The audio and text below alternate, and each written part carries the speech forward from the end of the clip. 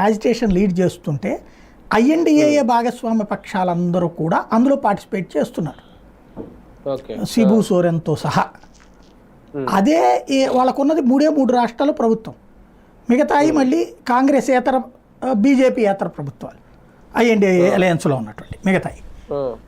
అయినా అందరూ కూడా ఇనిషియేటివ్ తీసుకున్నారు దాన్ని. అదే ఎన్డీఏ 12 రాష్ట్రాల్లో భారతీయ జనతా పార్టీ సొంతగా ఉంది, మరొక 7 రాష్ట్రాల్లో ఎన్డీఏగా ఉంది అధికారులు, అందులో ఒకటి ఆంధ్రప్రదేశ్ కూడా. భారతీయ జనతా పార్టీతో లేని ఎన్డీఏ భాగస్వామి పక్షాలు అక్కడ కూడా నోరు మీద పట్ల, దానికి కౌంటర్ చేయట్లా, సమాధానం చెప్పట్లా, ఆపోజిట్ యాజిటేషన్ చేయట్లా. ఎందుకు?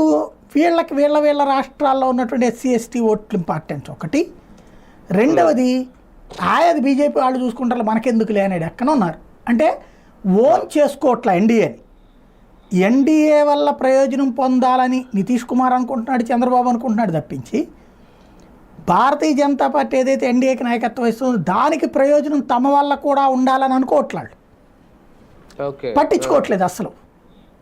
ఏ యాజిటేషన్ ఏ స్టేట్మెంట్ అని ఉందని చూడండి ఈ 10 రోజులు, చంద్రబాబుది కానీ లోకేష్ది కానీ లేకపోతే ఇలా మంత్రులు కానీ లేకపోతే వీళ్ళు అనుకుంటే అసలు ఇలా పత్రికలు ఈ ఎట్టుంటాయి, ఇలా పత్రికల్లోనే మళ్ళీ దానికి అగనెస్ట్గా వచ్చినాయి అమిత్ షా మీద స్టోరీలు వీళ్ళ అనుకూల పత్రికల్లోనే.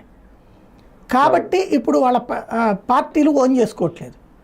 అయ్యా మీరు ఎన్డీఏలోనే భాగస్వామి, మనమందరం ఒకటిగా ఉండాలి కదా, ఇట్టాగైతే ఎట్టాగా అనేటటువంటి